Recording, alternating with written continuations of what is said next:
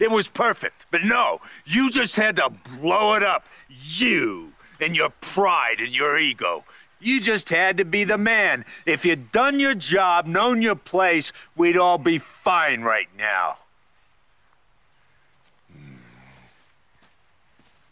Earlier this year, the Suicide Squad Kill the Justice League game released. Before it was released, I talked about it in my video, Dear Devs, Stop Chasing Trends. I said that the game was years of development wasted because they decided to chase the live service model instead of just making a solid game. I still don't know why they would think releasing another live service superhero game after Gotham Knights and Marvel's Avengers was a good idea. Hello? Hello? Anybody home? Hey, think with flies. To be fair, it was already way too far in development when Gotham Knights came out, so I can't fault them for not learning from that particular game, but I can fault them for not learning from it now, since as we will talk about later, Warner Brothers still wants to make games like this. Let's take a look and see if I was right when I said that it is best not to chase trends. I will not rate the game or go super in depth about its flaws or gameplay, as I have not played it because 1, I don't have a great PC, 2, I don't have money, 3, if I had money, I wouldn't want to spend it on this. Later in the video, we'll break down the numbers, go over other important events, and ultimately decide whether this game is dying or thriving. But first, let's start by talking about the game. The game is yet another live service, gear grinding Skinner boxer. Wait, you can play as Harley Quinn? Wait, Sweet Baby Inc. helped work on it. You guys will never be satisfied. Right away, I have one complaint that not a lot of people mention. Harley Quinn is fine as a side character, and I think she can be a lot of fun. I liked her in the animated series and in the Arkham games I played, but she's kind of insufferable as a main character, especially from what I've seen from this game. Even if you don't choose to play as her, she tags along in the fun, and you get to hear all her quirky and funny lines. It'd be like having to do a school project with the most obnoxious kid in your school. Anyways, the gameplay is standard looter shooter gameplay with enough text on the screen, colors, and effects to keep the generation that needs constant stimulation entertained. You can choose between 4 different characters. First, you have Harley Quinn, who had to be in the game because she has to be in everything nowadays. She uses a gun to fight. You can also be Shark Boy, who sings about dreams or something. Hit the hay, fast asleep, dream a dreamy little bleep. Dream, dream, dream, dream, dream, dream. He also fights with guns. Then there's Deadpool, Deadshot. Are we sure these guys are different? Anyways, last but not least, there's Captain Boomerang, who uses a gun because why would you only use boomerangs to fight? Let's be honest, Captain Boomerang is a dumb name. Batman has Batarangs, but his name isn't Sergeant Batarang. What a great lineup. I don't know who to choose to play as. Honestly, if they put Shark Boy in, I bet more people would be excited about this game. Like this video if you agree. So from what I'm speculating, you run around, do objectives, get new gear every 2 seconds, and see if it does 0.2% more damage to enemies whose birthday is in an odd month than your current weapon. Rinse and repeat. From what I've heard, the game can be fun at times, but it gets really repetitive. You get to do fun things like defend stationary things and defend moving things, which are basically escort missions, every gamer's favorite. But don't worry, you get to hear hilarious knee-slapping dialogue the whole time, both during the game and during the cutscenes. Robin was here. I do not think he won. That's got Robin. Talk about cutting out the middleman. She is not made of meat. Is this what you call a vegetarian option? Huh. What's up? That's got the last laugh after all.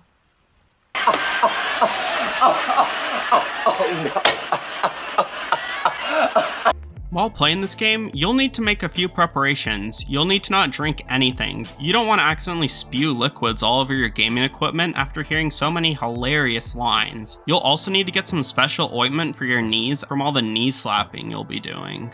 Peak gaming is doing escort missions while listening to constant non-funny quips. Don't try to change my mind. Going back to the comedy, there's so many great bits like where they kill the Flash with guns and then Captain Boomerang pees on him. You know, that might have been something I joke about in middle school, but I wouldn't have written something like that in a story. But then again, I'm not a top of the line writer like the ones who've given us such great dialogue in the games we see nowadays. And I don't have access to Sweet Baby Inc. to make sure my writing is Hakuna Matata with modern audiences. Anyways, lame lame comedy aside, let's talk about the graphics. The graphics have been compared to Arkham Knights, and yeah, it's funny that a game that is 9 years older looks just as good, if not better, than this one. You might say, but it's a multiplayer game. So what? It's been 9 years of innovation and this is what we get? But graphics aren't as important as gameplay, and yeah, this doesn't look as fun as the Arkham games, which were masterfully fun action stealth games. This game just looks pretty generic and formulaic, like you do the same thing for 10 hours, which many reviews I looked at confirmed. There's probably some moments in there, but I mean, there were moments when I was manning the fry station at Wendy's back when I worked there. One last thing I wanted to talk about is that they really did the superheroes dirty in this game, especially Batman. Many people, including myself, were huge fans of Kevin Conroy's Batman in the Fantastic Animated series and the Arkham games. To make matters worse, he tragically passed away, and this will be his last time in the Batman role.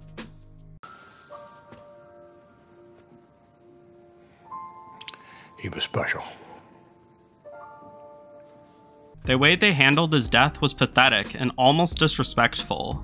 They really just ended one of the most iconic superheroes of all time and one of the best superhero game series of all time with a bullet to the head. And almost as bad as the Flash's death, who gets peed on by that silly old Captain Boomerang. I haven't seen any of the other deaths, but the fact they just kill them all with guns is super lame. Many were very upset with how they handle all these superheroes.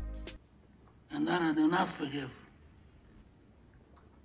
I know that the Suicide Squad needs to have plot armor, but the Justice League could have easily wrecked them all. From what I've heard, they could have made the boss fights in the game a lot more interesting than they are. This is the same studio that brought us the Mr. Freeze boss battle, which was awesome. You had to use different methods to take him down, and he'd be more aware of them after you used them, so you couldn't do the same thing twice. Now the bosses will do like 2 moves and you just shoot and dodge. Very cool. Very cool. Very cool. Very cool. So that's about as much of the actual game as I want to go over, especially since I cannot give first-hand experience on the gameplay or story. Let's go over how the game has been received. IGN and GameSpot, 2 companies who many have said have been too nice to many games in the past, both gave the game a 5 out of 10. They both thought it was mediocre, so what do others think about it?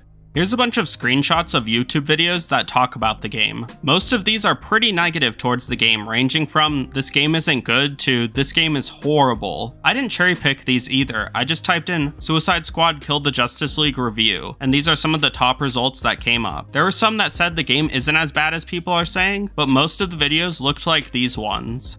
Here's what the game is sitting at on Metacritic. It has poor audience scores and mid-critic scores. One kind of baffling thing to me is that the game has pretty positive reviews on Steam. Very recently, as in while I've been working on this video, the recent reviews have become mixed, but the overall reviews are still mostly positive. But I think that comes down to 2 things. First, you can only give a game thumbs up or thumbs down on Steam. There's no middle ground. Second, I just don't think a lot of people bothered to get the game. I think most players saw the gameplay, saw the people who played the game early, looked at past games like Marvel's Avengers or Gotham Knights, and decided to just not buy this game.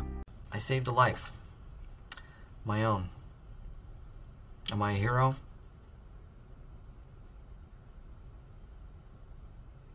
I really can't say, but yes.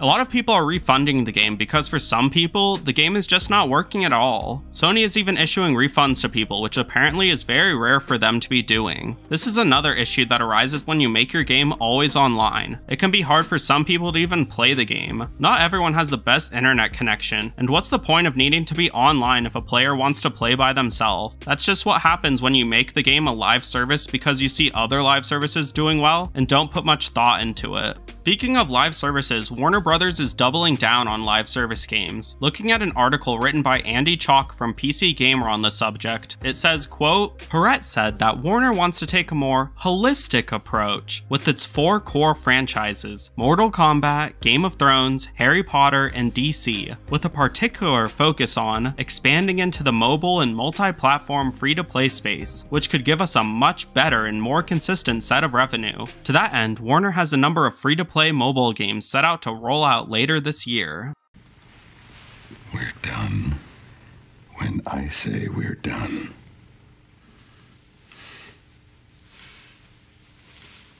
Good job, Warner Brothers. Let's make more live service and mobile games, the best kind of games. Doubling down on these kind of games after having a failed game is like getting a 20 in blackjack and saying hit me. You most likely won't like the outcome. Sure, these games can make money, but they won't be very good. It's like saying you want to make YouTube videos, so you make a content farm of text-to-speech Ask Reddit posts. Gamers don't want games like Mortal Kombat on their phone. It's not going to work. We don't want a Clash of Clans game with a Game of Thrones skin on top. We don't want Batman Candy Crush. We want good games. Both reviews from IGN and GameSpot complained about the live service gear grinding in the game. No one wants this garbage anymore.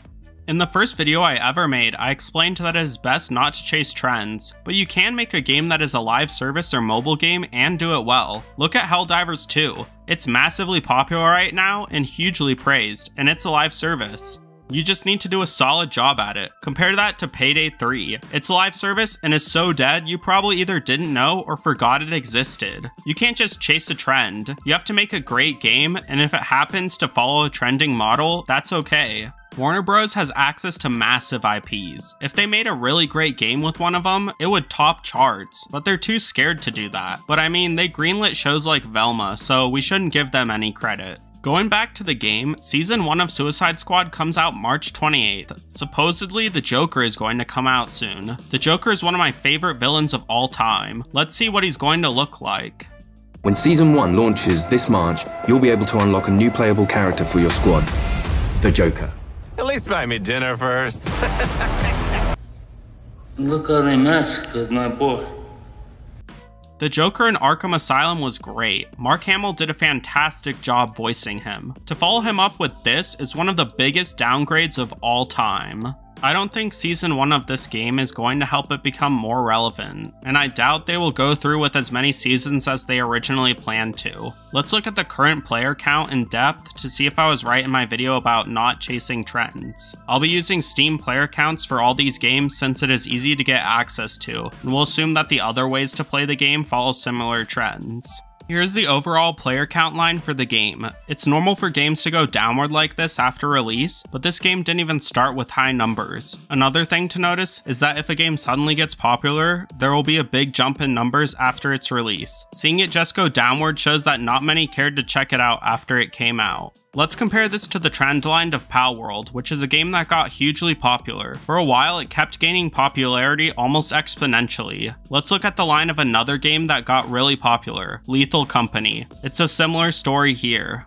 If we look at peak player counts, Suicide Squad peaked at around 13,000 players. This is almost half of what Gotham Knights peaked at, which had 24,000 players. It's also less than half the peak player count of Marvel's Avengers, which had 28,000. That's a pretty big drop off and is embarrassing. Let's compare those numbers to peak numbers of games that recently came out and have been very popular. Lethal Company had a peak player count of about 239,000 players. Helldivers 2 had a peak of about 458,000 players. Palworld had one of the highest peaks in Steam history with a whopping 2,101,000 players. Here's a bar graph I made comparing the peak numbers of each game I talked about.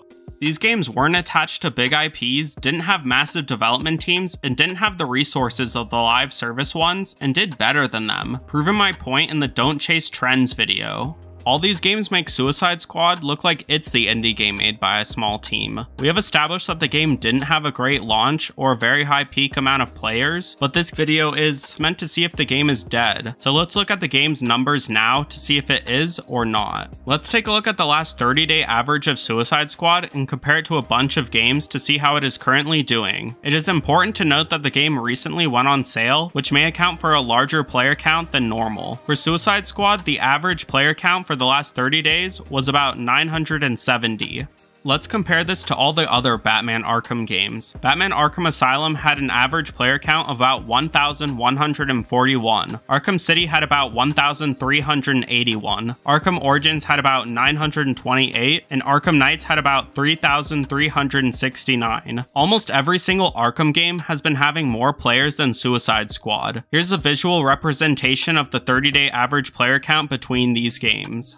Let's compare the count to a few other games. Lethal Company had 42,796, Helldivers 2 had 263,009, and Palworld had 225,292. Let's look at some other popular co-op games. Borderlands 2 had 3,265, Borderlands 3 had 4,796, Payday 2 had 23,057, and Left 4 Dead 2, a game that is 14 years old, had 21,554. Before looking at the final chart, let's add in two games that I would consider to be pretty dead. Payday 3 had a count of 265 players, and Dino D-Day, a game I would consider to be a dead game, had a count of 7 players. Here's the final graph comparing Suicide Squad to all these games, which includes insanely popular games, pretty popular games, and dead games. Suicide Squad does not look much better than the dead games, and is getting destroyed by games that are over a decade old.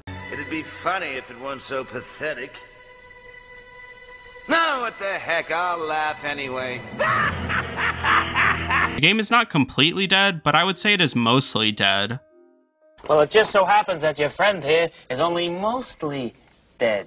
There's a big difference between mostly dead and all dead. I think it is safe to conclude that these graphs prove my point. No one wanted games like this, Gotham Knights, or Marvel's Avengers. The numbers don't lie. They want quality games. There's still thousands of people playing the old Arkham games, Payday 2 and Left 4 Dead 2. Why? Not only are they still great games, they are way cheaper than the new ones that come out. You can get Suicide Squad on sale for $42, while you can get the Arkham Collection on sale for about $9 and get 3 amazing games. You can get Payday 2 or Left 4 Dead 2 for $1 on sale. You can't even get a McChicken for that much anymore. I don't want to hear any of your cope. No one's playing this game. I've given you indisputable proof that this game is not only performing significantly worse than actually popular games, but that people would much rather play the older Arkham games or just older games in general because they're solid games. Gamers, please don't waste money on bad games. There's so many great games you probably haven't played that you can get for dirt cheap on sale. You can even get better games for free. Check out my video on how to get free games for ways to do that. If this world was rational, I would say that you can vote with your wallet, but it appears that Warner Brothers isn't even listening to that. Corporations just won't learn that people don't care about mediocre content.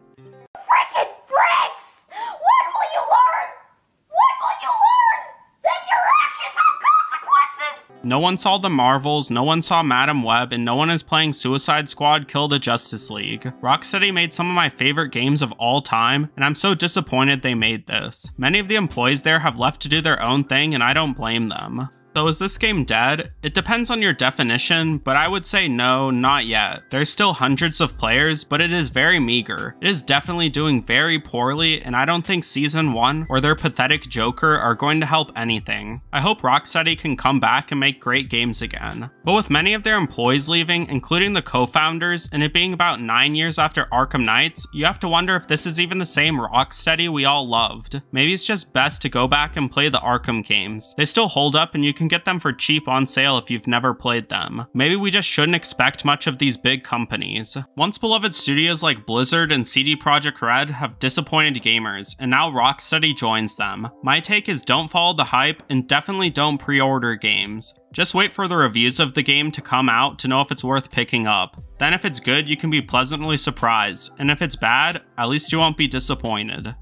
What are your thoughts on Suicide Squad Kill the Justice League? Do you consider it to be a dead game? Let me know in the comments below. If you liked this video, please subscribe and leave a like. We are over halfway to our 100 subscribers goal, so if you're not subscribed yet, please do that so we can meet this goal. If you want to see more videos like this, check out the recommended video or go to my channel. Thanks for watching and for your support of the channel.